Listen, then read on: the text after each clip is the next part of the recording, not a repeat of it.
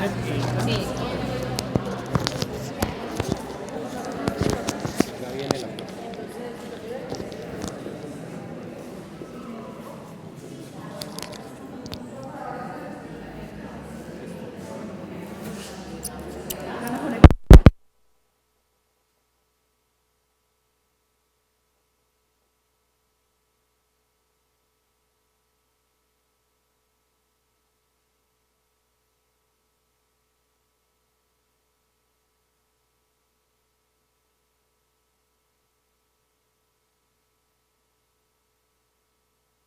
Me cuelgo yo eso, que no me vaya a bajar los calzones, porque es que he bajado como yo no sé cuántos kilos, entonces este pantalón me queda.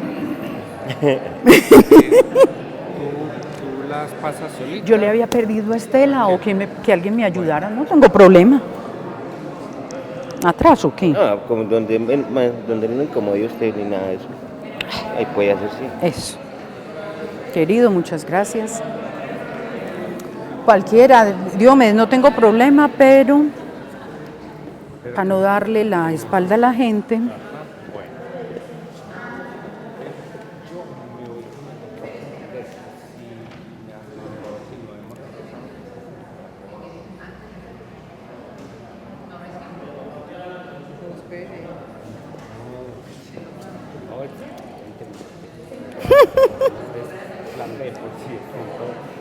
Usted presenta a Juan Guillermo.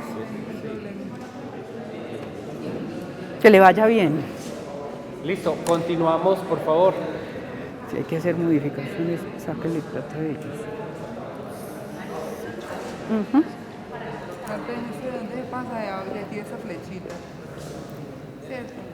¿De cuál? De esa flecha. De aquí. Estas dos. No, yo creo que antes. Ya. Ok.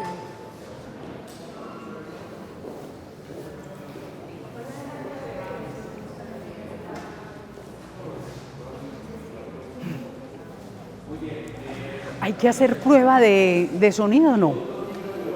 Ah, bueno.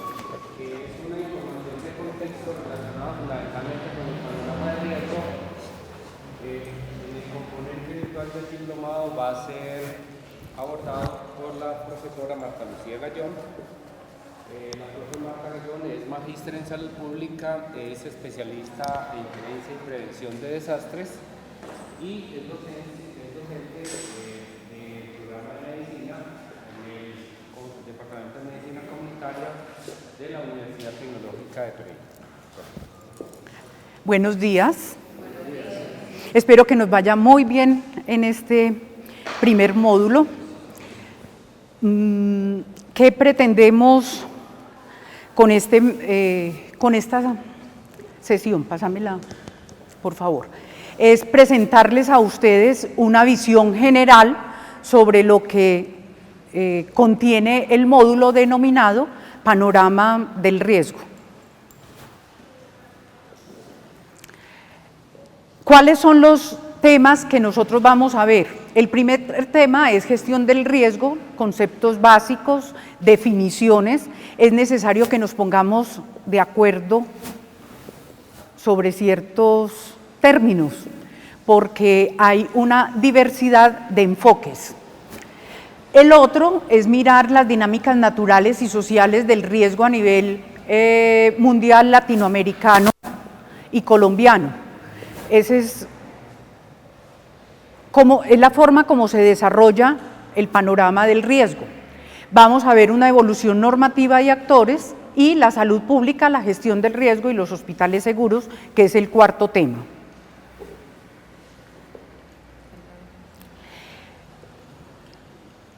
Yo les digo por experiencia, he participado en muchísimos cursos, diplomados, cursos a través online. Si uno no organiza el tiempo, comienza a atrasarse, comienza a acumularse el trabajo y los resultados no van a ser los mejores. Yo les diría que organicen ya tienen que de tal fecha a tal fecha va el módulo, del 1 al 14, que ustedes vayan organizando semanalmente a qué horas van a estudiar, van a tener unos trabajos en grupo, cómo se van a encontrar en línea, por Skype, por Facebook, para poder realizarlos. ¿A qué horas van a leer el material? Porque el material no es solamente leerlo y ya, no, es leerlo, analizarlo y apropiarse de esos conocimientos. Ese trabajo le toca a uno realizarlo solito, pero es muy chévere.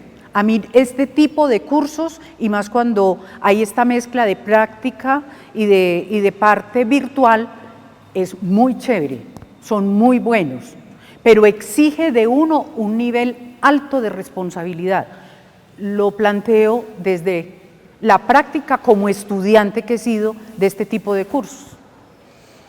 Hay unas horas, entonces, unas actividades presenciales que ya le explicó el doctor Tavima, es esta, y cuando ustedes se encuentren con la arquitecta ya para el levantamiento, la visita a los hospitales, hay unas actividades virtuales, como nos vamos a encontrar en la virtualidad para hacer la revisión de los aspectos de tipo teórico, y hay unas actividades de tipo independiente, o sea, hay unas horas que uno calcula para que el estudiante revise las temáticas por sí solo, pero a uno a veces le toca colocar un poquito más de tiempo para hacer los trabajos. Este tipo de diseños es el mismo que uno tiene cuando está haciendo una especialización, una maestría, un doctorado, o sea, esto no es nada raro, el tener la distribución de las horas de esa forma. ¿Cuál es el objetivo de esta unidad temática? Es reflexionar alrededor del riesgo, identificar una normatividad general. Tampoco es que nosotros vamos a salir especialistas en la materia, no, vamos a tener unos conocimientos generales que nos permitan alcanzar el objetivo y desarrollarla. E identificar la relación entre salud pública, gestión del riesgo y hospital seguro. La siguiente, Estela. Metodología, vamos a tener unas lecturas individuales, va a haber unas reflexiones de orden individual, una construcción grupal y una participación en los foros.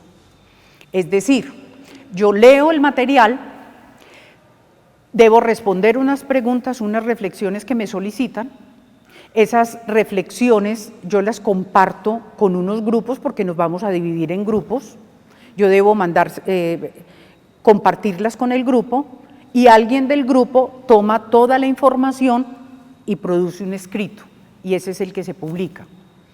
Entonces, si son 7 grupos, hay 7 publicaciones. Y además, leemos las publicaciones de los otros grupos y damos nuestra opinión sobre ellos. Esa es la mecánica del desarrollo de este módulo. Con Estela pueden hacer claridad esta tarde de esa mecánica. Este primer tema de gestión del riesgo, conceptos básicos y definiciones. Hombre, nosotros tenemos frente al riesgo, nosotros lo entendemos de muchas maneras y eso es válido.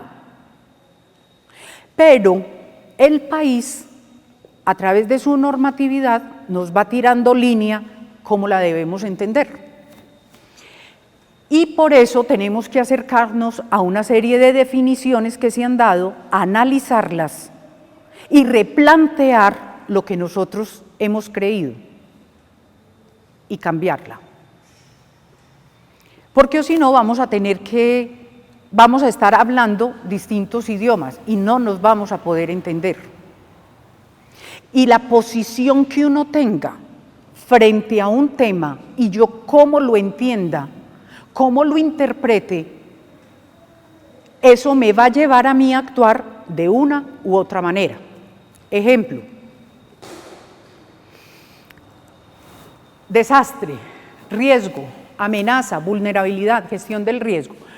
Cuando yo me paro a hacer un análisis desde el desastre, no es lo mismo que desde el riesgo. Porque cuando yo me paro desde el desastre es la atención del evento y de ir a recoger muertos, a sacar la gente, pongamos en caso de un terremoto, a la gente que está debajo de las construcciones. Pero cuando yo me paro desde el riesgo, ¿qué es lo que estoy haciendo? Ve qué riesgos hay aquí. ¿Qué me puede afectar? ¿Qué puede afectar el servicio? Entonces comienzo a desarrollar como una investigación, como un conocimiento alrededor de qué cosas me pueden estar afectando. Las identifico. Y después de que las identifico, ¿yo qué hago? Acciones. Entonces, yo puedo hacer acciones, primero para no generarlo. Si existe, entonces, ¿cómo lo voy a disminuir? Eso tiene una terminología específica en esta temática. Entonces, cuando yo digo, no, pienso desde el desastre, mi actuación va a ser todo hacia la atención. Cuando yo me paro desde el riesgo, mi actuación es diferente. Entonces, por eso es importante hacer un análisis sobre todos estos enfoques. El enfoque nuestro es más desde el riesgo, no desde el desastre. ¿Qué vamos a mirar? Hombre, que los desastres no son generados por una sola causa, son múltiples causas las que se unen para que ello se conjugue. Y el desastre lo vamos a entender como la materialización del riesgo. Eso lo tenemos que tener claro. Cuando usted hace trabajos con comunidad, yo que los he trabajado a ese nivel, la gente del común no lo entiende de esa manera. Y cuando escuchaba ahora al doctor Correa en la exposición frente al plan decenal de salud pública y su difusión, yo digo también, ¿qué difusión nosotros hacemos a nuestras comunidades alrededor de estas temáticas? En las consultas externas hay una cantidad de televisores. Hombre, hay programas, mire, y no son costosos. Yo no tengo que ir a contratar un agente que me vale una cantidad de plata para montar un video y pasarlo en la consulta.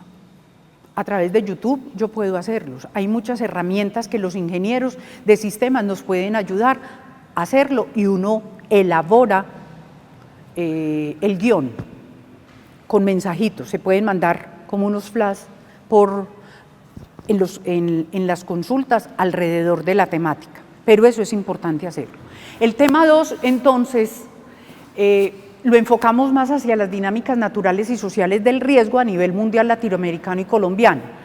Y cada uno de esos niveles lo dividimos en unas explicaciones desde la dinámica geomorfológica y climática y desde las sociales generadoras de riesgo.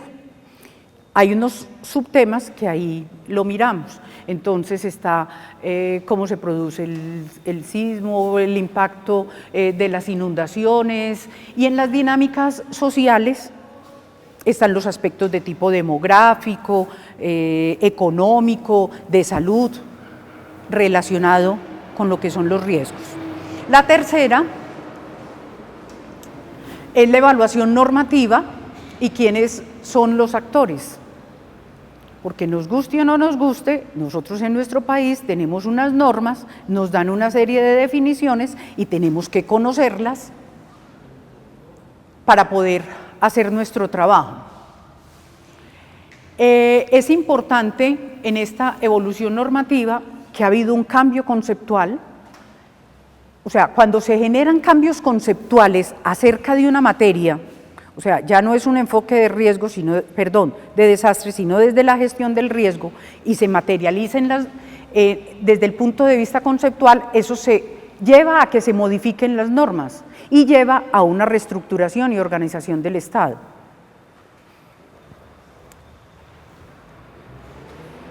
Hay un nivel de dirección del Sistema Nacional de Gestión del Riesgo, está conformado por estos comités y por estos cargos y un nivel de orientación y coordinación del sistema nacional.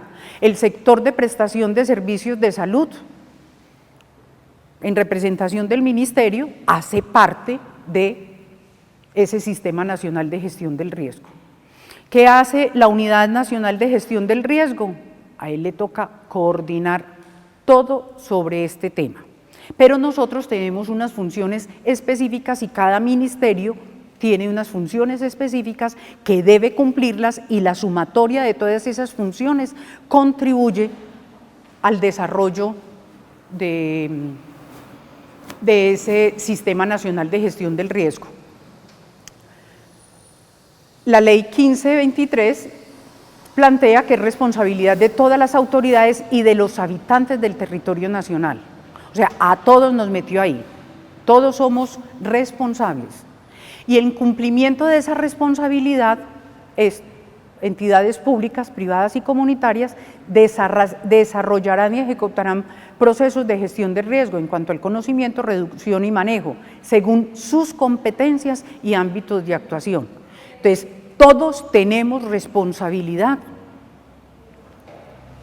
en este aspecto y todos tenemos que hacer lo mejor de nosotros para poder contribuir a que el impacto cuando existen estos eventos no sean muy grandes.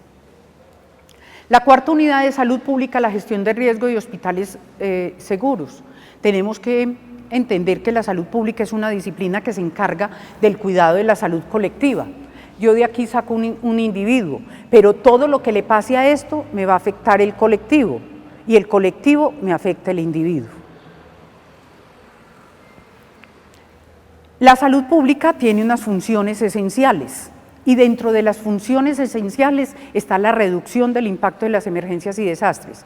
Hubo una reunión en América Latina en donde se definió qué era salud pública y para poder delimitar el accionar de la salud pública se sacaron unas funciones esenciales. Dentro de esas funciones esenciales está la reducción del impacto de las emergencias y desastres. Esto es parte de ese sustento en el cual trabajamos sobre esta temática en el área de salud pública. Como decía el doctor Correa, plan decenal. Entonces, ese plan decenal, tenemos municipios, departamento y nación, tenemos que trabajar engranados. Si una de esas tuercas se traba, las otras salen disparadas. Entonces, tanto el municipio como el departamento como la nación, en este tema tenemos que tener procesos de planificación integrados. Los hospitales no pueden ir por un lado, las secretarías de salud municipal por el otro, la departamental por el otro y el ministerio por el otro. Y además desencajado de los planes de desarrollo. O sea, toda la planificación tiene que ir integrada, todos los procesos planificadores. Y nosotros somos los que trabajamos en las distintas dependencias y hay que hacer un gran esfuerzo porque este aspecto se dé, incluso dentro del mismo hospital, que la planificación que se dé al interior del hospital sea integrada. Pero entonces se encargan a fulano de que haga este plan, el otro que haga aquello y el otro que haga aquello. Sí, pero quedan documentos. ¿Nosotros trabajamos por el documento y el cumplir la norma o en lograr el objetivo de lo que se pretende con los procesos de planificación?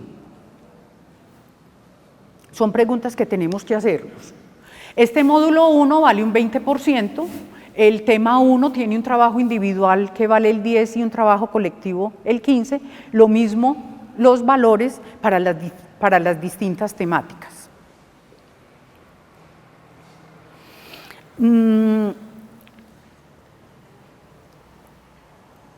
Yo hago mucha insistencia, incluso en los módulos, sobre lo que son los riesgos. Mire, uno puede entrar y mirar una institución. La infraestructura es fundamental, y más en la temática que vamos a desarrollar. Pero uno va caminando por un pasillo en un hospital cuando encuentra aquí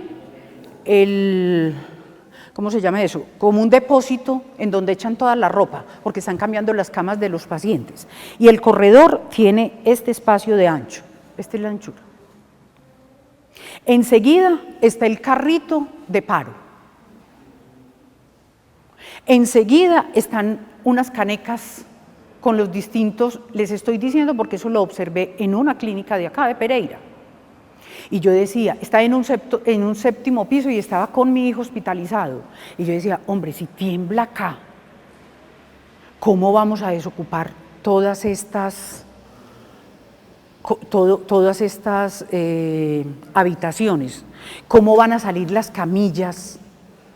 Porque ocurre la emergencia, todo el mundo se pone en alerta. Algunos que no son capaces de manejar la angustia, se bajan los 7 pisos como sea. Si no, hay otros que le da por tirarse del 7º piso. Pero supongamos que pase, que no haya un daño muy grande y sea necesario una evacuación. Mire todo lo que hemos dejado en nuestra cotidianidad, obstaculizando ese tipo de trabajos. Entonces la cotidianidad nos mata a nosotros. Nuestro actuar en la cotidianidad nos hace generar riesgos. Entonces hay que observar y analizar muy bien qué pasa al interior de nuestras instituciones. O sea, nosotros cómo estamos manejando lo que diariamente hacemos y cómo desde las acciones que hacemos diariamente estamos generando también problemas para el desarrollo de esos planes hospitalarios. Como se ve a nivel general, quiero que eso lo lleven a las instituciones y que cuando hagan el trabajo con la arquitecta, ¿cómo es? A mí se me olvidan los nombres, qué vergüenza. Ana Milena, hagan el trabajo con Ana Milena, lo observen, se apropien de esos niveles de observación y cuando regresen a sus instituciones hagan un trabajo grande en esos aspectos de tipo no estructural. En eso hay que trabajar profundamente. Yo les agradezco muchísimo, nos va a ir muy bien, vamos a desarrollar un diplomado muy chévere. Yo por la cafetería les mando que vean un videíto de otras cosas y esas otras cosas son formación integral, formación personal, como de motivación. Pues algunas personas puede que no les agraden, a otras sí. Pero si ustedes tienen ese tipo de material que podamos compartir, sería magnífico. Eso es colocarle también un toque como diferente a un espacio tan frío como es el virtual. Entonces es colocar una frase, un video, una canción que tenga un mensaje. Eso es importante para podernos relacionar como seres humanos y eso no lo podemos perder, el podernos relacionar y reconocer como seres humanos, así sea en la virtualidad. Muchas gracias.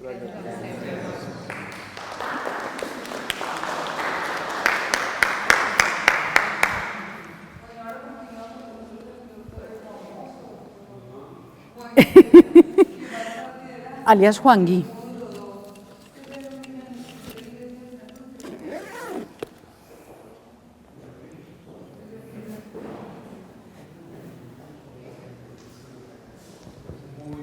Ay, espérese. No, Juan, espérese un momento que tiene que ponerse esto.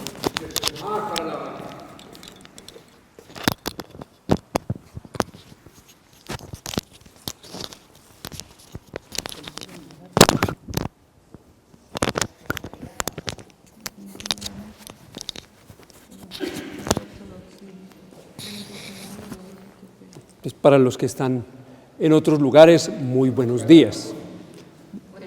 No sé qué les habrán dicho aquí, pero eso es lo menos interesante. Por lo menos esperemos que la experiencia que llevamos en algún tiempito nos sea útil, porque ese ha sido el esfuerzo de llevarla a ese módulo. Mucho de lo que vamos a ver en el módulo 2 tiene que ver justamente con recoger información de muchas fuentes que habitualmente no está compilada, es decir, no es fácilmente encontrada en un solo lugar. Y eso es lo que he querido, porque partiendo del módulo que nos acaba de presentar Marta, que nos ubica en el contexto general de los desastres, que es indispensable para poder llegar al último y tercer momento de este diplomado, que es ir a aplicar el índice de seguridad hospitalaria. Nosotros tenemos que ubicarnos siempre en el contexto, porque un hospital no está por fuera de un contexto. La adecuada o inadecuada operación de un hospital en condiciones habituales o en condiciones de emergencia o desastre estará necesariamente determinada por lo que pase afuera de él, afuera de las paredes. Y ese es algo que hay que considerar para los arquitectos desde el diseño, ni qué decir de los ingenieros, pero para los médicos y las enfermeras, que últimamente, en razón de que nuestro modelo nos lleva a pensar mucho en la productividad, en la facturación, en la sostenibilidad, llega un momento en que nos perdemos del contexto y se nos olvida lo que pasa fuera del hospital, y desafortunadamente nos acordamos de eso en el momento que estamos sufriendo un impacto por algo que se debe haber previsto con suficiente anticipación la mayoría de las veces. Aquí hay personas que vienen de las direcciones territoriales. Sí, ok, perfecto.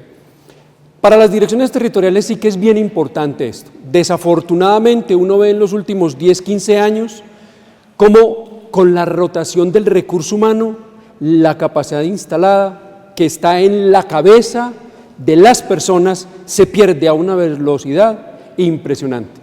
Y yo diría que parte de este diplomado puede ayudar a llenar o a recuperar el vacío que nos va quedando de conocimiento, y que definitivamente la modalidad que está propuesta nos tiene que ayudar a crecer en lo que es especial, en el compartir nuestro conocimiento, y más que el conocimiento, las dudas. Porque les aseguro, yo voy a crecer tanto más que ustedes a través de este diplomado. En la anterior corte, las inquietudes, las preguntas, las dudas, algunas a veces quedan hasta sin resolver, porque hay cosas que no se han considerado antes. Detalles tan particulares de un territorio, de un hospital, que uno dice, venga, aquí es donde tiene valor el trabajo multidisciplinario, que es una de las condiciones del índice de seguridad hospitalaria. Es un requisito para poder constituir un hospital seguro, y es una necesidad para poder hacer de un territorio más resiliente frente a las siempre ocurrentes emergencias o desastres. Nuestro módulo se llama así: gestión del riesgo en salud frente a desastres. Venimos del contexto general. Para los que están en el exterior, pues por supuesto este tiene un énfasis muy colombiano, pero los principios alrededor de los que trabajamos el módulo son aplicables en todas partes, entonces son útiles, y ojalá durante el desarrollo de los foros nos puedan aportar de su experiencia para conocer particularidades de otros lugares, porque en este módulo vamos a trabajar y a presentar algunas metodologías, sin pretender ser, porque la principal metodología a la que apunta este módulo es el índice de seguridad hospitalaria, pero nos tenemos que traer o retrotraer hacia otras herramientas que hay, que van a llenar el vacío de algunas instituciones que no van a poder aplicar el índice y que necesariamente tienen que manejar el tema de la gestión del riesgo en salud frente a desastres. Eso es una obligación de todos. Para los que están en el área de la salud ocupacional, aquí abordamos lo de adentro y lo de afuera. Tiene una gran fortaleza en la medida que los que trabajan ese tema ya traen consigo la visión del riesgo, y de un riesgo más organizacional que propiamente físico o estructural. Y ahí es donde este encuentro de múltiples profesiones nos hace tan rico este diplomado. Vamos a desarrollar 6 temas. Cada tema es un prerequisito del otro. Entonces, la primera observación es: no corramos, vamos leyendo cada uno y sacándole el contenido básico que está allí. Hay un objetivo en cada módulo, ubiquemos ese objetivo, vamos a leerlo con esa pretensión y saquemos de allí lo que es más interesante y aplicable para nosotros. Arrancamos con el primer tema, que es el impacto de los desastres en la salud, que hemos hecho un esfuerzo porque aquí hay que reconocer algo de nuestro sector, y no he encontrado una estadística en ninguna otra parte muy completa, y es que nosotros como sector salud todavía no tenemos un sistema de información que nos permita llegar a decir con toda la certeza cuál es el impacto de los desastres en el sector salud. Pero encontramos información que nos empieza a dar una idea cada vez más cercana. Por eso he incluido para ustedes una visión panorámica allí, de pronto tal vez un poco larga, lo pudiera leer uno, es muy general, de lo que son los efectos de los desastres en Colombia a partir del único registro que encontramos en la Unidad Nacional de Gestión del Riesgo, porque ellos tienen por costumbre reportar sistemáticamente lo que va sucediendo. Ahora bien, ese es un registro que tiene grandes debilidades, no está pensado para salud. Entonces partamos desde allí, pero tenemos que aprovechar la información que existe porque en el fondo no es ni siquiera el dato final. Esa información sí nos muestra cómo es ese impacto. Básicamente nos va a permitir concluir, carajo, la cantidad de eventos que se presentan en otras partes de Colombia, por ejemplo, del mundo, aquí será Colombia, que tiene un impacto importante en salud en términos de lesionados, heridos y afectados, que ya es un dato interesante. Si son esos los lesionados y si son esos los heridos y los afectados, ahí también vamos a poder hacer un ejercicio interesante de discutir la calidad de las fuentes de la información y cómo nosotros desde nuestros hospitales y nuestros entes territoriales vamos a poder empezar a aportar para mejorar la calidad de la información y poder llegar a tener un estimativo mejor de ese impacto. También hablamos de afectación de familias y viviendas. Estamos hablando de la afectación en salud mental. No es solamente el que está afectado en su salud física, sino en salud mental y que pueden ser indirectamente afectados en salud.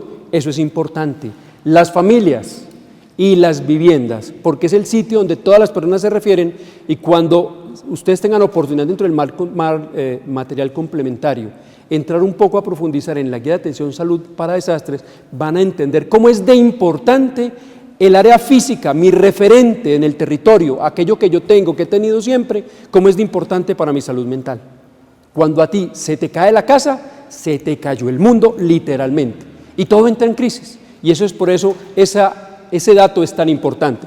Desafortunadamente nosotros en salud nos dedicamos a, según nuestras capacidades, a los afectados, a los heridos y a los enfermos, a los afectados de los albergues y el resto de las familias son retos que nos van apareciendo en la medida que vamos conociendo cifras de afectación.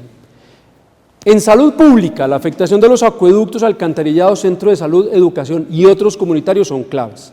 Ustedes saben que ya venimos trabajando el concepto de determinantes sociales de la salud y ni qué decir, esos determinantes como se vuelven críticos en una situación de desastre. Y es bien interesante verlo porque las comunidades se afectan severamente solamente por el daño del alcantarillado. Uno desde el hospital no lo ve, generalmente no lo ve, excepto que sea su alcantarillado, o que eventualmente se le genere un brote, una epidemia relacionada con el alcantarillado. De resto uno no lo piensa, hay que pensar desde aquí en eso. Y otros efectos según el tipo de fenómeno, algunos efectos relacionados por ejemplo con erupciones volcánicas, con vendavales o vientos fuertes que tienen algunos efectos registrados sobre la salud de las personas. Es una información bien interesante actualizada a 2015, con todas las limitaciones, como se dice allí en el tema, de la fuente de la información, pero es la que nos pareció en principio que nos permite tener un panorama general, para tener esa idea del impacto.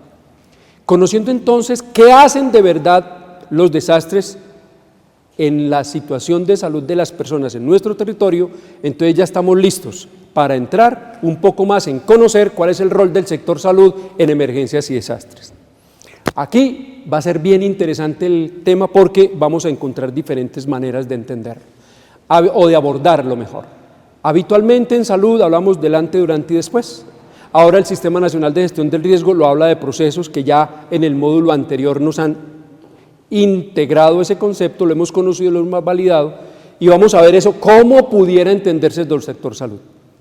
Como vamos a unas metodologías 2007-2011, estamos hablando de antes, durante y después, y es la manera como habitualmente en salud lo hemos conocido. Para ir haciendo esa transición es necesario ver una y ver la otra. Entonces ahí vamos a tener un tiempo suficiente en este tema para ir conversando, ir apropiando eso que desafortunadamente todavía estamos relativamente lejos de la unidad de gestión del riesgo. El sector salud frente a los consejos departamentales, municipales y la unidad nacional de gestión del riesgo está relativamente lejana. Desde la norma misma solamente somos invitados, ¿sí? Y se nos está pidiendo a través de un acto administrativo ministerial de que nos involucren formalmente. Sí, o sea, ha habido que recurrir a una manera de subsanar esa pérdida de visión más integrada de la intervención de los desastres que tenía la normatividad anterior.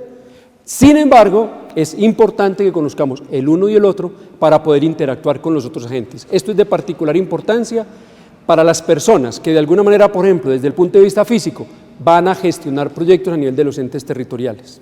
porque muy seguramente un alcalde va a querer que el alcalde va a querer que su consejo municipal de gestión del riesgo conozca el proyecto hospitalario de reforzamiento estructural, por decir algo. Entonces, ahí es muy importante tener esa visión. Entonces, hacemos la descripción de las responsabilidades generales del sector salud y esa articulación con el Sistema Nacional de Gestión del Riesgo. Hablamos un poco de la organización sectorial, desde lo nacional a lo territorial y a lo municipal, y aquí hemos agregado algunas cosas que, si bien no están normatizadas totalmente, es el resultado de recoger las normas y, por ejemplo, ¿cuál es la obligación de una EAPB? De la EPS, de la ERL, ¿eso dónde está? Es el resultado de recoger muchas normas y decir, mire, como usted es responsable, por ejemplo, una EPS, de la gestión del riesgo individual de su población afiliada, usted en desastres deberá articularse con el municipio para esto. Y está un primer abordaje para decir cómo deberíamos trabajar con ellas. Porque la realidad se ha dicho, y creo que todos lo conocemos, los que trabajamos en el sector salud, ellas dicen, eso es un problema de la Secretaría, del Ministerio y de la Oficina de Gestión Territorial y Desastres. Y no es así. No es así, ni qué decirlo cuando estamos hablando de brotes y epidemias que también se quieren retrotraer de su obligación. Entonces ahí ya viene una primera recopilación de elementos que hay normativos que permiten identificar, según lo que le toca a la EPS, cómo se entiende eso en las emergencias y desastres. Entonces nos va a ayudar un poco para poder hacer una buena articulación intrasectorial. Devuélvete un minutico que me faltó un temita. Y abajo entramos a las instituciones y sus funciones en la gestión del riesgo. Algunas instituciones nacionales que son importantes, como el INVIMA, el Instituto Nacional de Salud, que el Instituto Nacional de Salud, cada vez que nos manda una alerta para epidemia o brote, va teniendo cada vez más relevancia aquí, y el INVIMA en sus facultades de inspección, vigilancia y control. Ahora, un tema que toma mucha relevancia y se desprende del anterior, es el Reglamento Sanitario Internacional. ¿Por qué tratar el Reglamento Sanitario Internacional en un diplomado de hospitales seguros contra desastres? Esta es una norma internacional que nos permite intervenir de manera oportuna eventos de interés en salud pública con capacidad de afectar el mundo entero. Mi vecino. Ahora, cada departamento puede tener un evento de interés en salud pública departamental.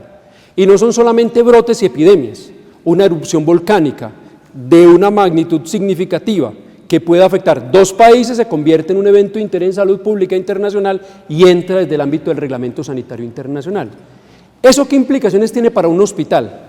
Muchas, porque en la medida que un evento adquiere esa magnitud, todo el nivel internacional pone sus ojos sobre ese territorio y sobre los actores que trabajan en el manejo de la emergencia, todos. Y eso se entiende a la luz del Reglamento Sanitario Internacional. Y hablamos también del sistema de vigilancia en salud pública. Sigamos. Unos elementos pues muy generales, porque este no es el énfasis.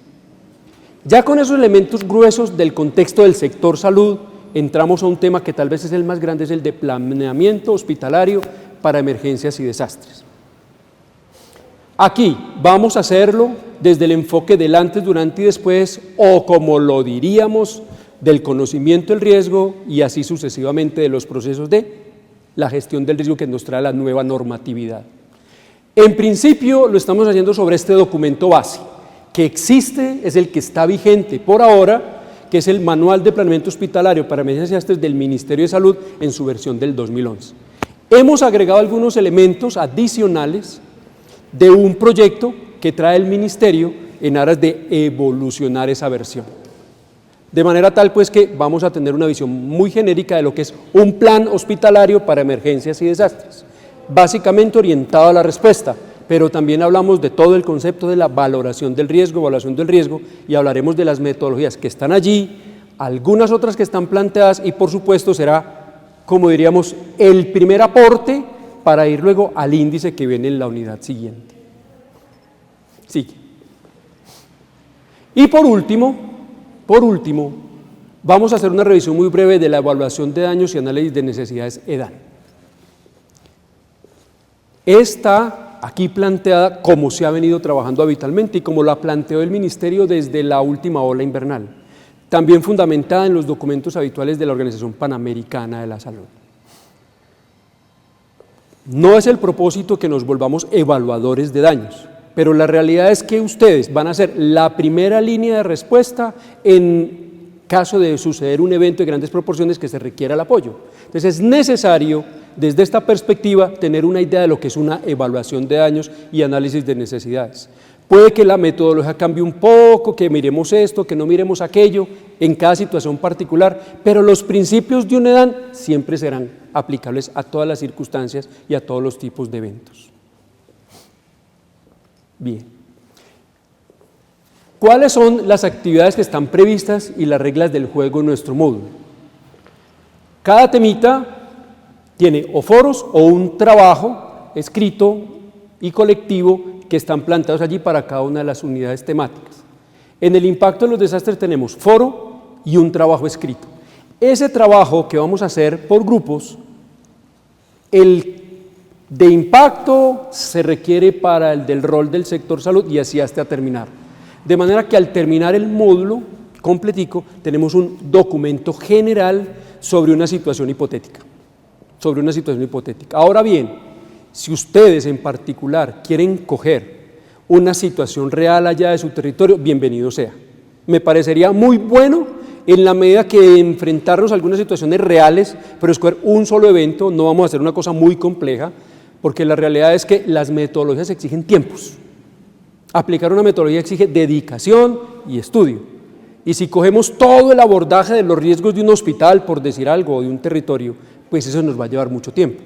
Y el diplomado, una de las intenciones de este diplomado es que efectivamente cumplamos con los términos de las entregas, pero sin sacrificar lo que estamos buscando, es aprender los principios metodológicos que están puestos allí, comprender los conceptos. Esa es la idea. Más que hacer unas tareas muy grandes, es que ustedes a partir de un ejemplo, de un ejercicio básico, puedan aplicar esos conceptos y generemos muchas inquietudes. Creo yo que si al finalizar este módulo ustedes quedan con muchas preguntas e inquietudes, hemos logrado el gran objetivo. Porque en muchas de estas cosas, muchos de ustedes han venido, diríamos que por primera vez al tema de salud y desastres. Algunos por primera vez vienen a un tema de emergencias y desastres. Entonces, por tanto, uno llega con muchas expectativas y creo yo que mi labor como docente, más que resolverle todas las dudas, es dejarle inquietudes y maneras para ir a resolver sus nuevas dudas. Porque lo que vemos teóricamente, muchas veces la realidad nos lo va a poner en tela de duda. Nos va a cuestionar lo que venimos haciendo y ahí es donde nos hace necesariamente entrar a evolucionar y a mejorar nuestra capacidad de respuesta, generando nuevas inquietudes. 4 foros entonces, 4 trabajos escritos para tener un 80%, ahí está la proporción en la plataforma, esto está allí bien descrito también. Y están definidas unas fechas límites para entregar los documentos. Si alguno tiene alguna dificultad, por favor, no dude en comunicarse. Porque pues tampoco somos así, no, que es que tiene que ser así y así. No, de eso no se trata. Es más, si se demoran, es porque están haciendo un ejercicio de apropiación y aplicación del tema maravilloso. Porque es lo que nos interesa.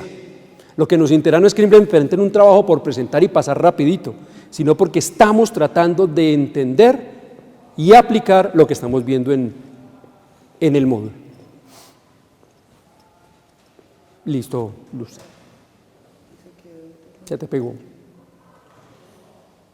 Bueno, no sé si tienen preguntas hasta aquí. Este módulo en particular tiene mucho material complementario. Realmente el material complementario es la revisión y recopilación de muchos datos que hay por ahí que no se pretende que ustedes los revisen todos. Ténganlos ahí, guárdenlos. Mi experiencia me ha mostrado que a veces no es necesario saberlo todo porque en emergencias de estrés saberlo todo es imposible. Realmente la realidad le demuestra a usted que no sabe nada. Los principios son los fundamentales, pero si usted sabe dónde hay una información rápida de primera mano, donde usted pueda resolver rápidamente o por lo menos dar un paso al frente en la solución de su problema, ese es el valor de la cantidad de material complementario que hay en el módulo que estamos trabajando aquí. Muy bien, quiero cerrar con esto. Un hospital seguro frente a eso es una responsabilidad de todos, no es solamente del gerente. Si bien en los modelos organizacionales, siempre el que responde por los errores o el que se lleva los aplausos es el gerente, la seguridad hospitalaria es una responsabilidad de todos los actores, pero no solamente los actores hospitalarios, sino los que estamos aún por fuera del hospital. Y allí entonces hay que seguir invitando a muchas personas a sensibilizarse alrededor del tema de la gestión del riesgo. Y en nuestro caso particular, de la gestión del riesgo en salud frente a desastres. Porque hay un problema que se nos está volviendo ya cultura, y es que ya no nos preocupa. Este es un tema que se vuelve del panorama y solamente nos ocupa cuando hay un evento. ¡Ay, qué pesar! El último, el terremoto en Ecuador. ¡Qué pesar del terremoto en Ecuador, del ente Ecuador!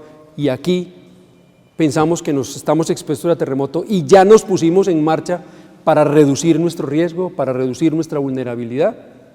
Con gran preocupación uno ve, por ejemplo, en las direcciones territoriales, en algunos hospitales, que no pasa nada.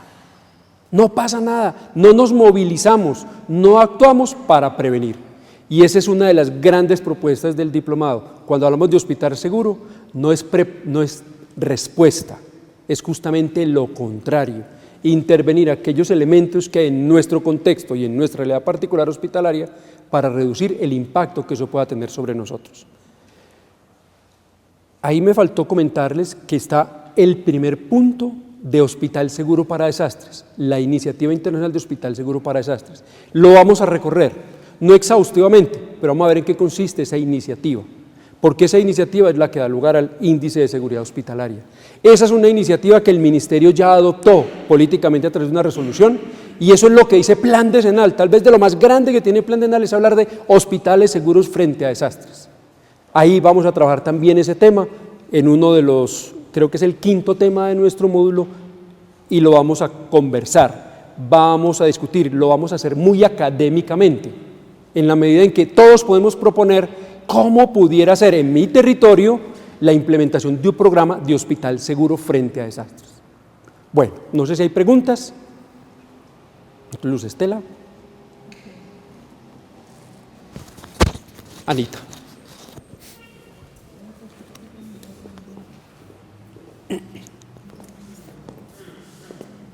¿Y esto dónde me lo pongo yo? Esa es la pregunta. Este es acá, como por acá.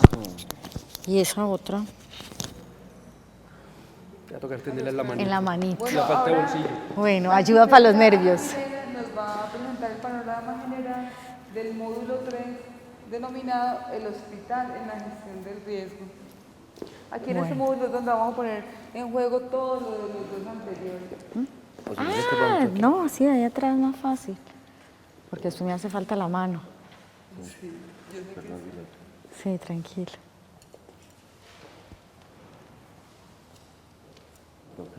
Listo. Bueno, buenos días a todos. Les recuerdo, mi nombre es Ana Milena Zapata y los voy a acompañar en dos momentos. El primer momento es en la parte virtual, donde vamos a tener en el módulo 3, que es toda la parte de hospital en la gestión del riesgo, donde vamos a ver lo que es índice de seguridad hospitalaria, componente estructural, no estructural, funcional, modelo matemático y plan de intervención. En esa parte me van a acompañar dos profesionales que son el enfermero Javier Quito, que les va a dar la parte funcional, y el ingeniero Carlos Arturo Campo, que les da la parte no estructural.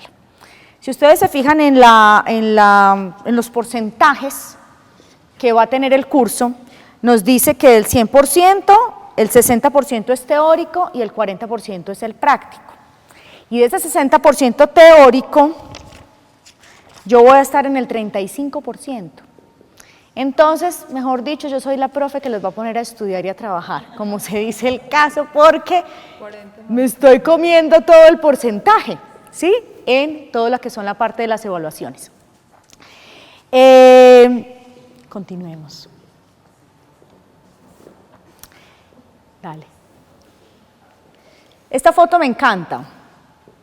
Y si este es el hospital donde usted va a llegar, nosotros tenemos una responsabilidad grandísima con la sociedad, con nuestros hijos y con nuestras familias, ¿sí?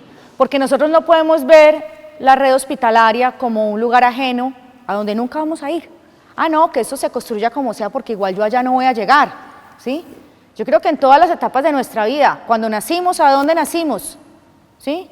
Cuando nos informamos, ¿a dónde llegamos? ¿A dónde llevamos nuestros hijos? Nuestros papás, nuestros familiares, el vecino, la abuelita. Entonces esta responsabilidad es grandísima, porque aquí todos finalmente empezamos y todos vamos a terminar en la misma parte. Entonces tenemos que tener una responsabilidad súper arraigada en lo que estamos nosotros haciendo. Y esto lo digo no solamente como los futuros evaluadores que ustedes van a ser, sino arquitectos, ingenieros, médicos, enfermeros y todo el personal de la salud que labora en un hospital, que diseña un hospital, que construye un hospital, en toda la parte de verificación, interventoría, porque todo lo que vamos a ver de aquí en adelante, nosotros impactamos de manera positiva o negativa en esas instituciones. Continúa. La razón principal de la caída de la infraestructura sanitaria y de funciones resultantes es el hecho de que los hospitales se construyen sin tener en cuenta las amenazas naturales y los sistemas se deterioran progresivamente debido a la falta de mantenimiento en el transcurso del tiempo. No somos ajenos a la realidad del país y creo que de muchos países. Eso es lo que quisiéramos que nuestros compañeros internacionales nos empezaran a retribuir cómo es en sus países.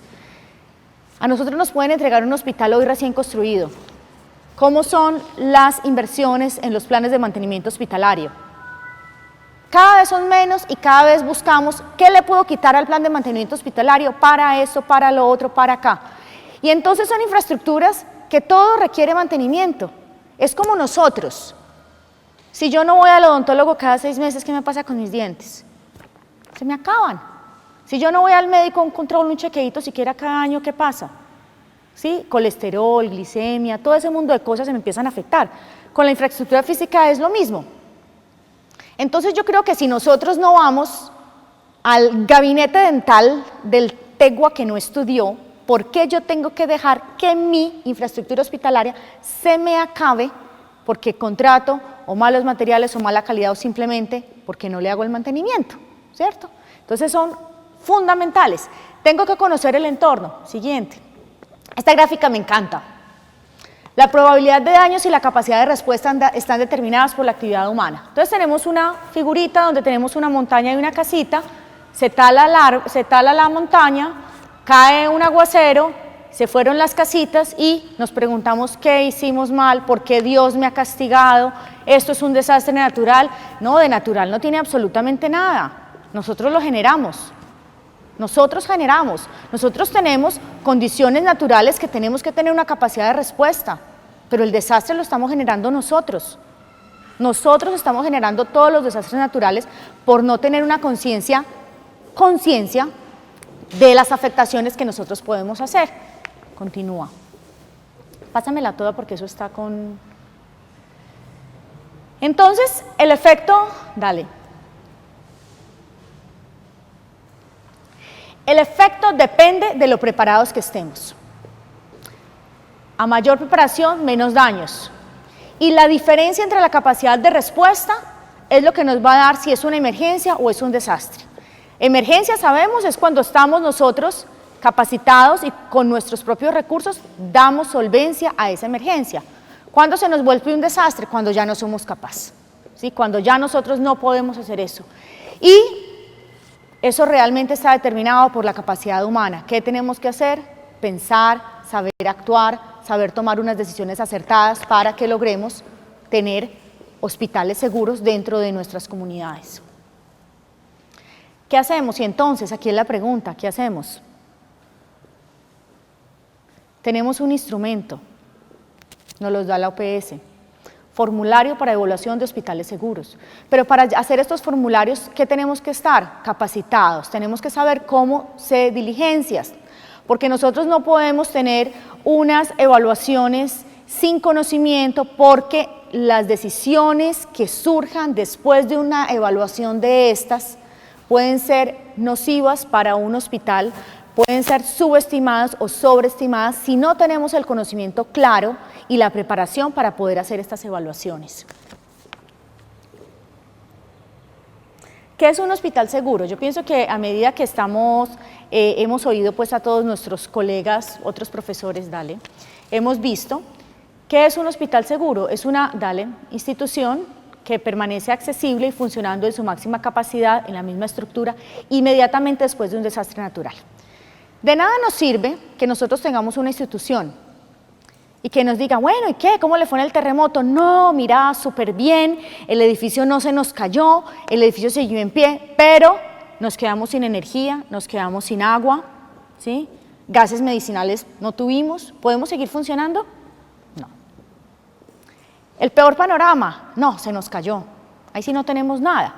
O bueno, ¿qué tal nosotros contar? No, el hospital funcionó perfecto, súper bien construido, mírelo acá, tenemos agua, tenemos energía, tenemos gases, pero la gente se me aterró y no tengo con quién atender absolutamente a nadie que venga. O sea, se me infartaron 3, otro se colapsó, los otros salieron corriendo y yo me quedé aquí sin personal. Entonces estoy llamando aquí a la población vecina a ver si me vienen médicos del otro lado porque aquí esta gente no me supo reaccionar. Entonces todo empieza a ser un engranaje integral de cómo estamos funcionando. Dale.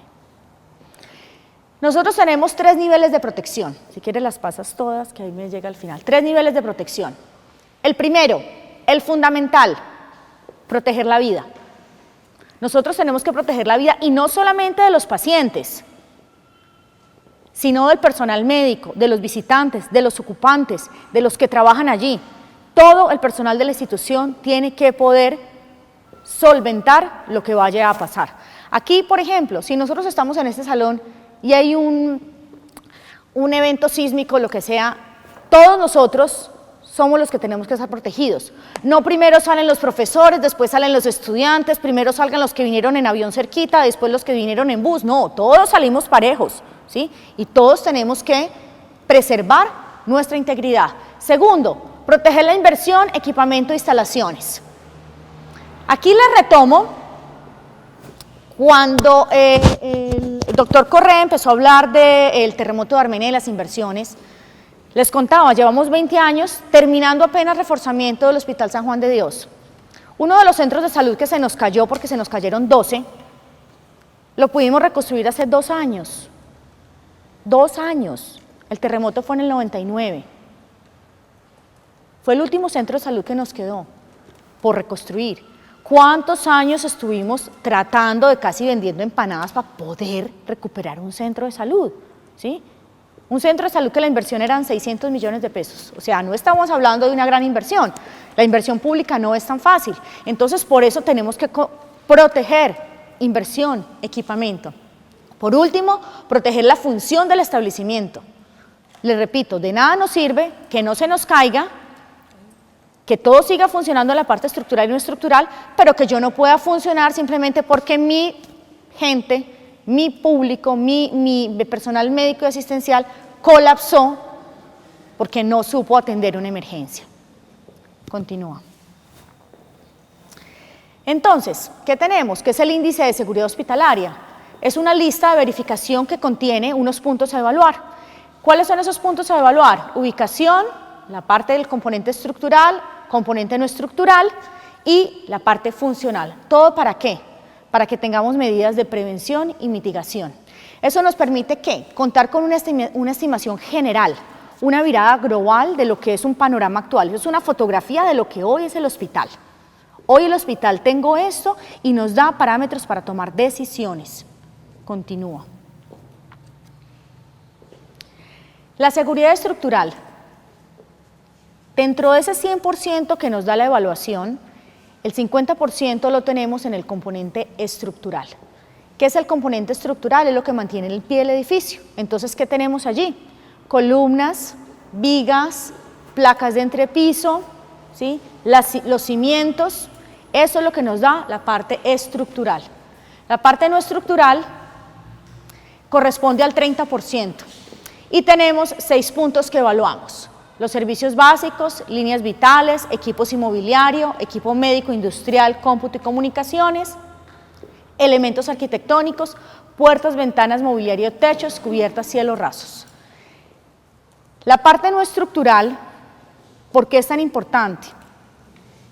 Porque nosotros tenemos recursos por medio de la normatividad que tenemos vigente en Colombia para acceder a recursos para estudios de vulnerabilidad sísmica y para reforzamientos estructurales cuando nuestra estructura no tiene un cumplimiento normativo. Pero hasta el momento no tenemos ninguna herramienta que nos permita acceder a recursos para hacer mejoramientos del componente no estructural. Y resulta que esto nos equivale al 60% de la inversión del edificio. Entonces, si un edificio nos cuesta 100 millones de pesos, 60 millones nos está costando el componente no estructural. Entonces, es fundamental que desde que nosotros hacemos unos procesos de diseño y de construcción, estemos cumpliendo con la normativa y con las acciones de mitigación de vulnerabilidad para estos elementos. Después de que yo tengo el cielo raso construido y yo detecto en mi levantamiento de índice de seguridad hospitalaria que no quedó bien anclado, ¿qué tengo que hacer para anclarlo? Desmontarlo y volverlo a hacer. ¿Cuántas láminas me quedan buenas? ¿Quiénes son aquí arquitectos e ingenieros? ¿Cuántas láminas me quedan buenas después de que yo desmonte un cielo raso para volverlo a anclar? Ninguna. Ninguna. Entonces, ¿por qué desde el principio no lo hicimos? Las lámparas. Si estos anclajes que ustedes ven acá, si estos anclajes no estuvieran rigidizados, no estuvieran y esto tuviera acá un cielo raso, ¿cómo le digo yo a un hospital? Necesito que me ancle nuevamente esas lámparas. ¿Qué tiene que hacer el hospital? Levantar el cielo raso y volver a colgar, montar andamios, inhabilita este espacio. Entonces hagámoslo desde el principio. Por eso cuando yo tengo obras, reformas, mantenimientos, yo tengo que tener un personal capacitado con conocimiento, índice de seguridad hospitalaria, para que estas cosas se hagan desde el principio. ¿Sí? Si yo pongo unos vidrios adecuados con películas de seguridad, a mí no se me explotan los vidrios después, ¿sí? No se me revientan los vidrios, no inhabilito espacios. Pero si yo no lo hago desde el principio, entonces es una cadena, un círculo vicioso donde yo lo que no hice al principio lo tengo que hacer al final, pero igual lo tengo que llegar a hacer, ¿sí? Si yo no tengo sistemas redundantes, si no tengo protección en las instalaciones, no lo hago al principio, lo hago después, pero lo tengo que llegar a hacer a unos costos que me pueden superar el 100% de haberlo hecho de manera inicial. Entonces, tomar conciencia de hacer esto bien, ¿sí? Porque, como les digo, puede que este edificio, voy a poner el ejemplo en este salón, un temblor, no se me cayeron los muros, ¿sí? Estructuralmente me funcionó bien, pero todas las lámparas se nos cayeron encima, ¿sí? Se nos cae esta caja, se nos explotaron los vidrios, se nos levantó el piso. ¿Podemos seguir utilizando este salón? No, pero el salón quedó bueno, no se me dañó. ¿Cuánto vale reubicar, reestructurar nuevamente este salón? Es hacerlo nuevo, es hacerlo nuevo. Entonces tenemos que ser muy exigentes en hacer las cosas desde el principio y muy bien hechas. Y eso implica que nosotros tengamos una verificación también en toda la parte de diseños, en toda la parte de nuevos proyectos, que se estén incluyendo políticas hospital seguro en todos estos proyectos que estamos teniendo. Continúa. Aquí vemos una figura donde podemos dar una claridad de techo, sistemas de iluminación, aire acondicionado. En esto les pido un favor porque de pronto las personas que no son arquitectos e ingenieros, si tienen alguna duda, las veces que haya que preguntarme las preguntan porque de pronto yo lo doy por visto, pero habrá alguna terminología que no sea clara para ustedes. Continúa. Finalmente está la seguridad funcional, que es la capacidad operativa, es la gente. Nos pasa mucho cuando hacemos de pronto evaluaciones de plan hospitalario de emergencias y en nosotros que tuvimos un terremoto. Bueno, cuéntame, ¿y cuál es tu tarjeta de acción? ¿O tú qué tienes que hacer? ¿O cuál es tu rol, tus funciones en caso de... no, es que cuando yo estuve en el terremoto yo hice esto y yo se lo... No, es claro, la experiencia es muy válida, pero cuando yo no tengo roles claros, cuando yo no tengo mis tarjetas de acción, cuando yo no sé claramente cuál es mi posición, ¿sí?, en la fila, entonces empiezo a crear desorden y a colapsar mi entidad. Entonces la parte funcional sí que es importante porque es donde estamos implementando planes, programas, grado de desarrollo, preparación de personal, disponibilidad de recursos. Además, la implementación del programa Hospital Seguro está en cabeza ¿de quién? Comité Hospitalario de Emergencia. Entonces, esto es un tema que ustedes tienen que volverse replicadores, comunicadores, ni siquiera duplicadores, sino quintuplicadores de todo lo que aprendan acá en sus instituciones con el Comité Hospitalario de Emergencias.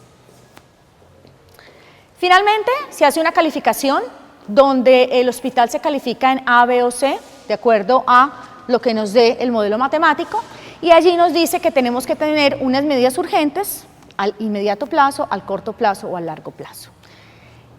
Casi todas las experiencias que hemos tenido en Colombia acerca de los levantamientos, ¿cuál es el punto flojo?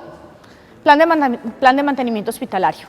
Cuando mi plan de mantenimiento hospitalario cojea en la institución, yo no tengo cumplimiento en el componente no estructural.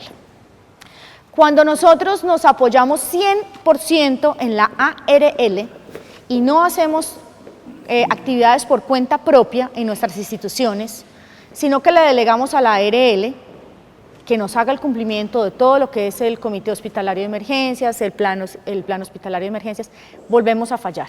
Entonces son dos tips que tenemos. Cuando ustedes tienen en la institución y el plan de mantenimiento hospitalario no tiene la inversión y está caído, y aparte de todo, toda la parte funcional o de salud ocupacional y de gestión de riesgos se la hemos entregado a la ARL,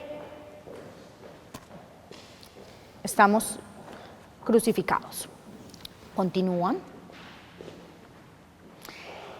¿De esto qué nos resulta? Porque nosotros podemos tener ya una calificación, estamos en A, B o C. ¿Y después qué? ¿Qué sigue? Tenemos que hacer un plan de intervención.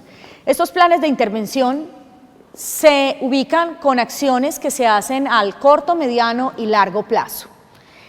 Tenemos que tener aquí en cuenta que el presupuesto de la institución, ¿sí? Porque muchas veces cuando nosotros no tenemos en cuenta el presupuesto de la institución, podemos formular planes de intervención tan ambiciosos y ponemos unas metas tan cortas que quemamos el mismo hospital porque no va a ser capaz de cumplirlo, ¿sí? Entonces, con eso tenemos que ser muy juiciosos, tenemos que conocer cuál es el presupuesto que tiene el hospital, qué acciones se van por plan de mantenimiento hospitalario y cuál requiere inversión de terceros. Muchas veces tenemos unas soluciones tan a bajo costo y tan sencillas de hacer que con el mismo personal de mantenimiento se está logrando. Pero es importante conocer cómo estamos planeando esas inversiones y cuáles de ahí nos salen para formulación de proyectos. Cómo nos enlazamos además con la normativa hospitalaria que tenemos. Porque nosotros no podemos desconocer que en todo esto nos enlazamos con 4445, con habilitación, con estudios de reordenamiento físico-funcional, donde empezamos a articular todos esos procesos y esto es una herramienta totalmente útil para toma de decisiones. Continúan.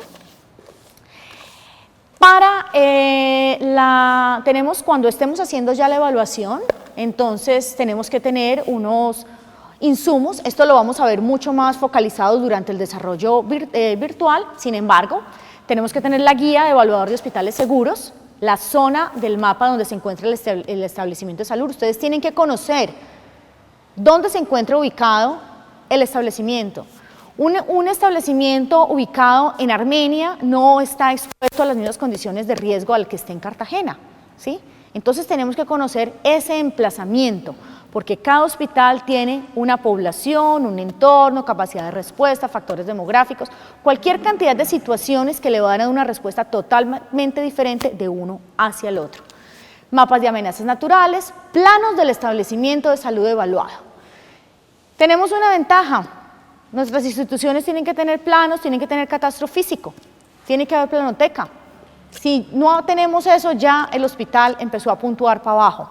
Por eso es importante que el personal de mantenimiento esté súper empoderado de estos procesos.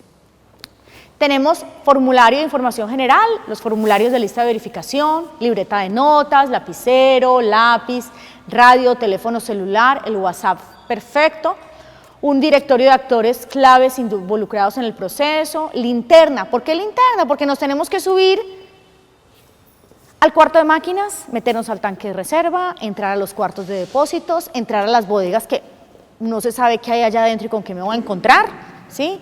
Debajo de los cimientos, me tengo que meter a todas partes, ¿sí? Entonces ese día tenemos que irnos de ropa súper cómoda, zapatos cómodos, o sea, estar súper preparados porque ese día somos maratón. Linternas, cámara fotográfica, grabadora, metros, cinceles, calculadora, ¿sí? Y a medida que vayamos avanzando, ustedes el primer día ya se dan cuenta, el segundo día que les hizo falta, para que lo sigan implementando, ¿sí?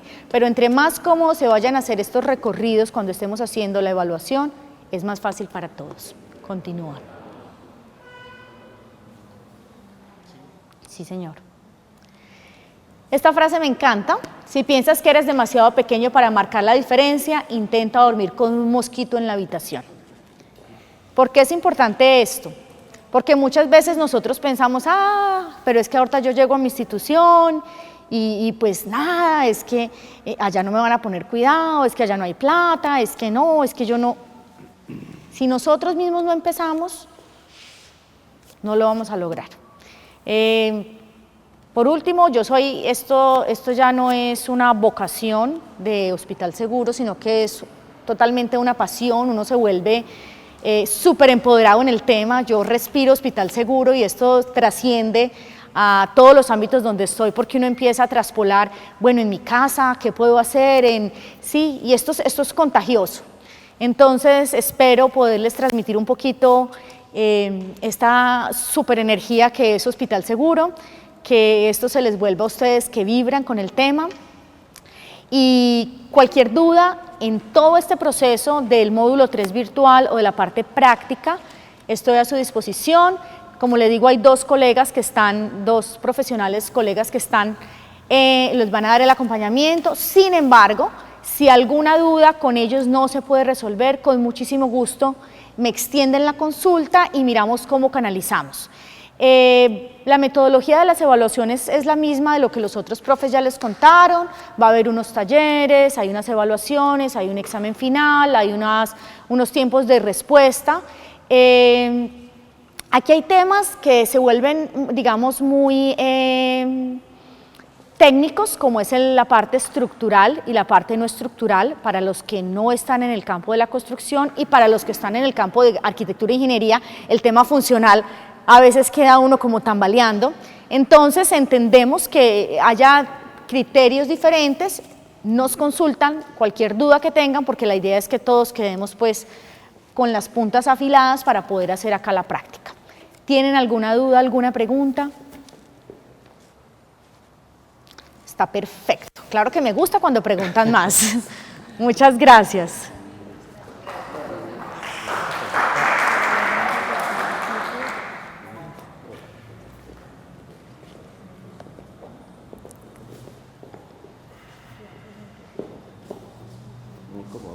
No, nada, ni lo sentí.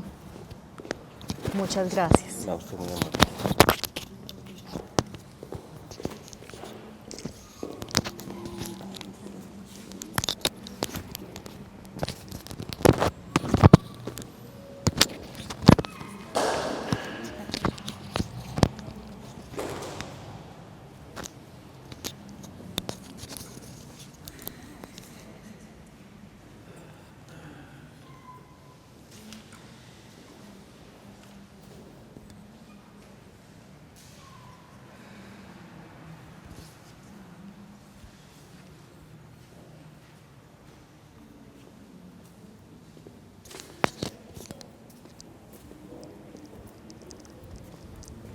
Demencia.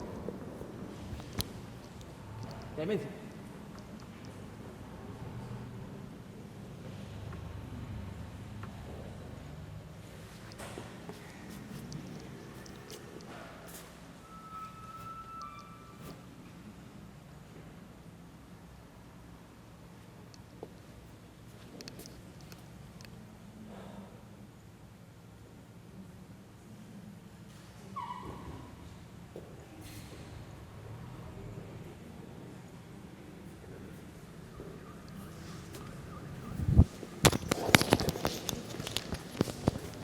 Estamos como a tiempo, 15 minutos. Listo, la última sesión entonces está a cargo de la profe Claudia María López Ortiz, y ella va a compartir con nosotros el componente de participación social en los desastres. La profe López Ortiz es trabajadora social. Gracias. Tiene la especialización en gestión de emergencias y desastres, es docente de la Universidad Libre de Pereira y ha trabajado con nosotros durante mucho tiempo en este asunto de hospitales seguros. Gracias, doctor. Bueno, ya como para terminar la mañana de hoy y tratar de estar en diálogo un poco con todos los profesionales que muy bien me han antecedido, pues yo quiero de alguna manera plantear muy seguramente una perspectiva que es quizás la que en últimas termina siendo de mayor incidencia, ¿no? ¿Qué va a pasar? ¿Qué pasa con las personas? ¿Qué pasa con la gente? ¿Qué pasa con el usuario? ¿Qué pasa con el vecino del hospital? ¿De quién estamos hablando?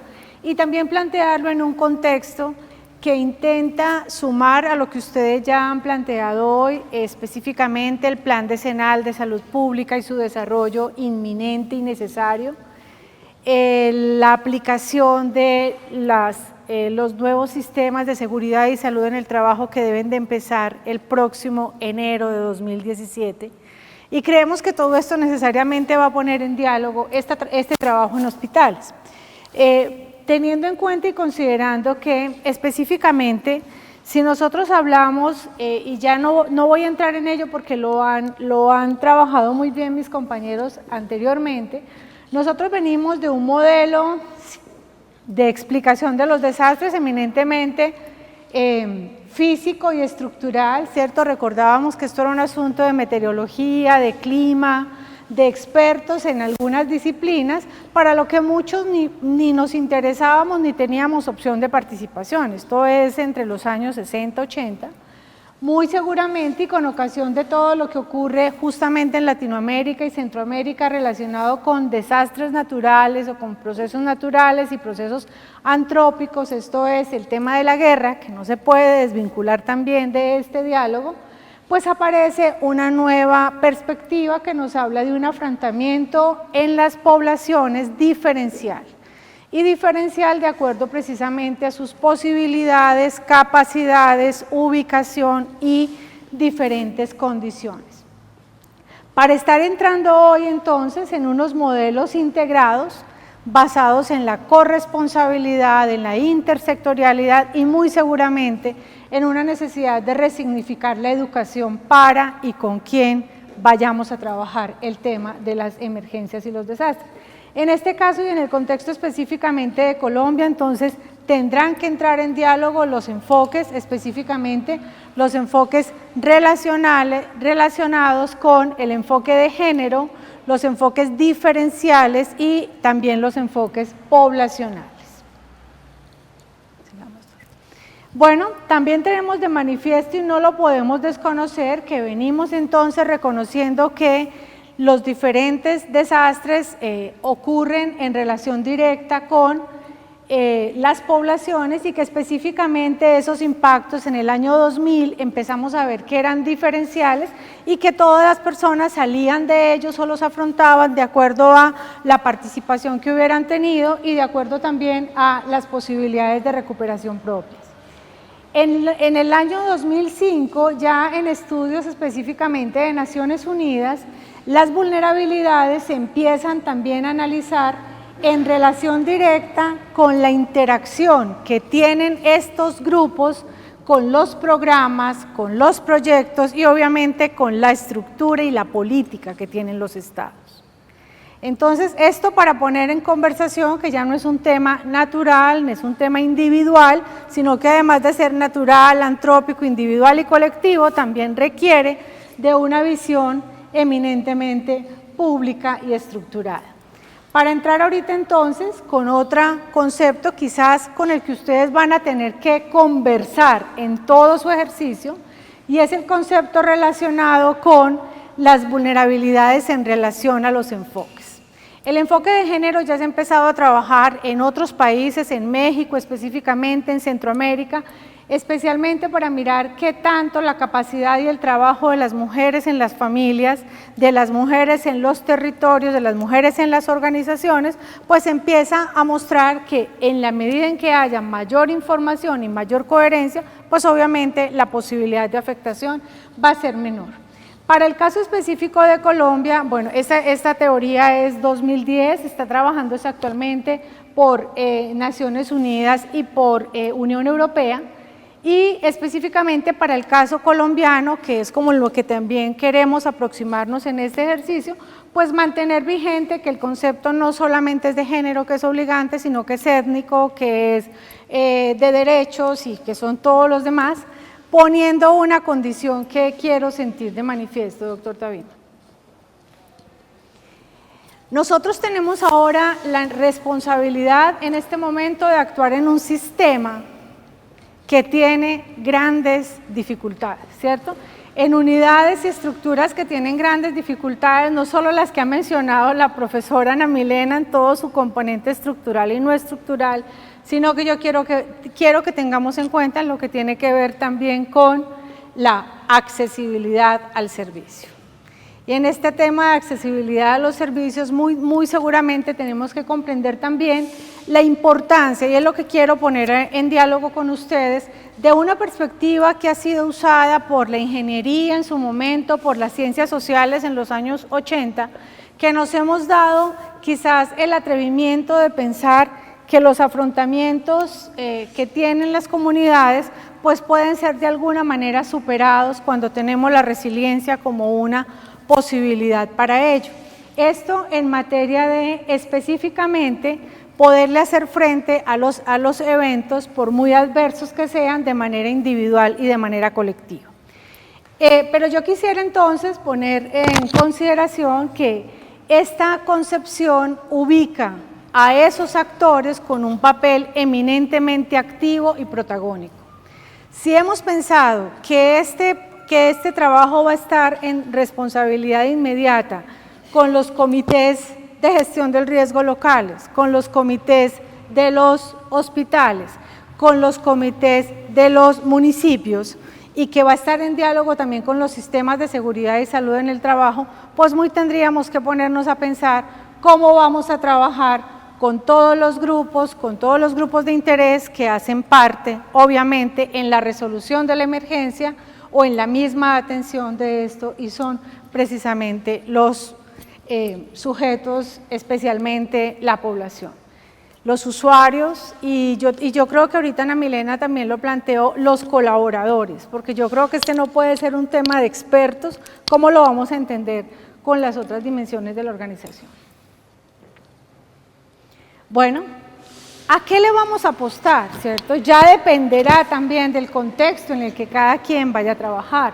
Podríamos pensar una resiliencia pensada en la estabilidad, es decir, entender que las personas solamente pueden absorber esa situación y aún pasándola seguir siendo competentes, de acuerdo también a la magnitud del daño, a lo que vayamos a tener, pero pensemos en la posibilidad de que además de que tengamos estabilidad, podamos hacer que esos eventos a los que ustedes van a tratar de evitar y a los que vamos a estar preparados, puedan significar para otros también un aprendizaje.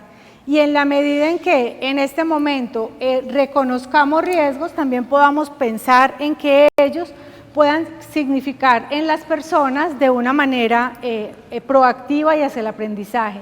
Y obviamente en una resiliencia que también convoque nuevos proyectos de vida, porque en la medida en que las personas se vean afectadas, si esa afectación sea bien entendida, bien conducida, pues también se hará de lo que se procura es que el desastre, la emergencia, lo que queramos llamar, no sea solamente un problema, sino una oportunidad. Entonces, de acuerdo al contexto en el que estemos, yo no puedo pensar hacia una resiliencia tipo, hacia una resiliencia exitosa, porque ustedes están en lugares muy distintos, donde hablar aquí es muy fácil, pero llegar al contexto comunitario y encontrarnos las dificultades, pues tendrá esto. Pero habría que considerarlo. Otra, doctora. Aparece entonces otra posibilidad y es la resiliencia comunitaria, ¿no? ¿Qué tal que es? Qué bueno que fuera que estos hospitales seguros se pusieran en diálogo con la resiliencia comunitaria de sus entornos, de sus vecinos, de sus redes y de, obviamente, las interacciones que hacen. Considerar la resiliencia como la capacidad de la comunidad para detectar y prevenir la adversidad. No solamente como un actor pasivo, la comunidad lee mejor el territorio que nosotros. obviamente percibe con anticipación y tiene sus propios mecanismos de respuesta. ¿Sí? Capacidad de absorber de una adversidad impactante y capacidad para recuperarse tras de un daño. Esto en definitiva es esa resiliencia comunitaria. Entonces, ¿cómo entender también que no es un asunto aislado y que no tiene y que no está separado, ¿cierto? Que esta propuesta nuestra entra también en colaboración con todo lo que es el entorno que rodea al hospital y cómo concebirnos una resiliencia comunitaria ajustada. Bueno, hay factores de éxito y es eso lo que quiero también dejar para la discusión muy seguramente de los distintos foros que ustedes van a tener. Hay factores de éxito que están relacionados con la estructura social que tenga la comunidad, ¿sí? Una estructura que haya sido demostrada y haya sido puesta a prueba a través de otros eventos o a través de los procesos mismos. Una honestidad gubernamental. Aquí la resiliencia también nos dice, entre más crean en nosotros, más fácil pueden ser los procesos de participación y de recuperación. Entre más distantes sientan las personas la honestidad, la legitimidad y sobre todo la posibilidad de que les estemos respondiendo a la expectativa, una identidad cultural que construye también apreciaciones frente al hospital, frente al sistema, frente al servicio de manera diferencial, propias del contexto, en un contexto nuestro multicultural, ¿sí? En un contexto multidiverso y multiproblémico, hay que tenerlo en cuenta. Las soluciones tienen que ser construidas conjuntamente. Una autoestima colectiva, ¿no? Aquella visión que tenemos sobre el uso de lo que es nuestro, sobre el uso de lo que nos identifica. ¿Cómo estamos trabajando esto? Esto no puede ser solamente un diálogo de expertos, esto tiene que ser un diálogo de expertos, pero también en corresponsabilidad con la comunidad. Ahí nos hablaban un poco como factor de éxito del humor social y yo lo quise traer en consideración porque creemos que hoy el país ha avanzado en esto, si es que lo vamos a hablar en el contexto colombiano. No todo es fatídico, no todo es voluntad divina, ¿cierto? Y no todas las formas de salir adelante olvidan la cultura y olvidan obviamente las posibilidades, ¿sí? De hacer en la tragedia unas posibilidades diferentes. Pero también se habla de que hay deterioro, ¿no? Las pobrezas y todas las que ellas también acompañan a nuestros usuarios o a nuestros colaboradores o muy seguramente al entorno que rodea al hospital. El aislamiento, y aquí en aislamiento yo quiero poner un poquito de consideración porque hace referencia muy a lo que planteaba la profesora Marta hace un rato, cómo los usuarios se están sintiendo aislados, cómo el usuario está sintiendo que lo que predica el hospital no es lo mismo que él está sintiendo en una sala de urgencias, cuando no se le está atendiendo en su momento o cuando no se le está dando una información que él concibe necesaria. Y la estigmatización, que también quiero que la tengamos en cuenta, a la hora de reconocer que las personas que trabajan, las personas que tienen que ver con desastres, con emergencias, no son personas a estigmatizar, están viviendo una condición pasajera que desde una posibilidad de resiliencia puede cambiar muy pronto. Entonces, ¿cómo concebirnos desde allí como comunidades capaces de superar el proceso de manera muy pronta? Yo pensaría que estos hospitales seguros que ustedes van a construir y que van muy seguramente a valorar, tendrán que estar basados también específicamente en que en esos análisis que pongamos a trabajar con el sector local y con el entorno, estén reconociendo una participación comunitaria permanente pero consciente, que es distinta. ¿Quiénes son nuestros grupos? ¿Cómo estamos reconociendo los grupos que realmente, y no la conformación de los grupos solamente por norma, sino cómo esos grupos dan respuesta al contexto y a los problemas que tiene el contexto? La segunda, una articulación intersectorial permanente. Creo que todos los actores han dejado entrever que esto no es un problema solamente del gerente del hospital, que se liga con una cantidad de corresponsabilidades intersectoriales hoy de difícil y complejo cumplimiento, que requiere una educación continua. Aquí necesitamos medios de comunicación, aquí necesitamos muchas disciplinas capaces de transmitir y de posicionar el mensaje, y que requiere obviamente de unos enfoques integrales en que las personas no solamente sean responsables, sino que estén informadas y quizás formadas para que actúen como nosotros estamos esperando.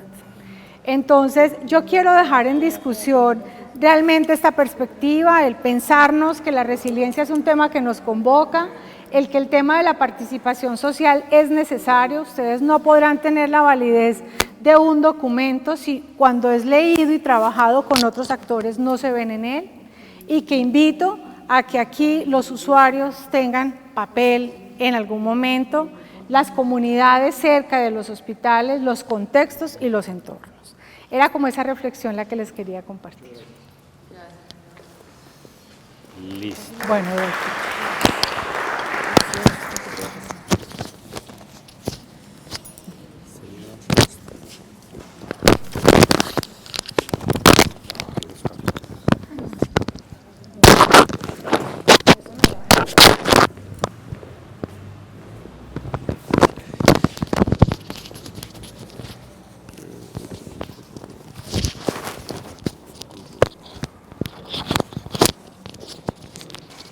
Bueno, esta partecita última es para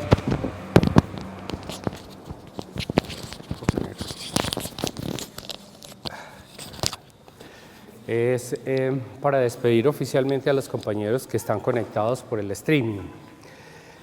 Muchas gracias por haber asistido a la sesión a través de sus diferentes dispositivos electrónicos. Esperamos que en los ejercicios que se han estado teniendo con la profesora Luz Estela, las dificultades que puedan surgir en el entrenamiento para utilizar la plataforma las podamos resolver, y que tienen que resolverse porque el diplomado ya empezó, pues no hay lugar a dudas. Y entonces muchas gracias y podemos cerrar ya esta parte de la sesión. Muy amables. Para los que estamos acá, entonces los parroquiales, la universidad tiene allí en su cafetería central, tiene